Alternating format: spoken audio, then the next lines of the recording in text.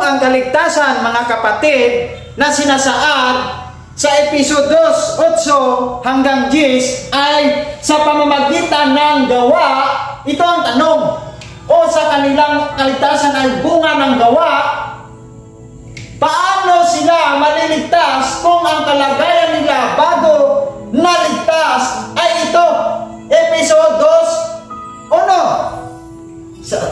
Basahin natin, noong una ay tinuturing kayong patay ng Diyos dahil sa mga pagsuway ninyo at sa mga kasalanan. Namuhay kayong gaya ng mga taong makamundo.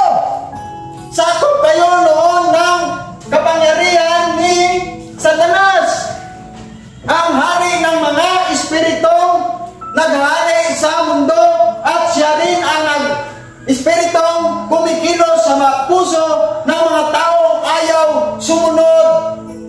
So paano sila maliligtas sa pamamagitan ng gawa kung ito ang kanilang kalagayan, mga kapatid?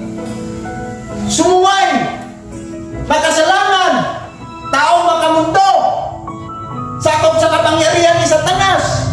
Paano sila maliligtas sa pamamagitan ng kanilang gawa kung ang kaligtasan ay sa pamamagitan ng gawa?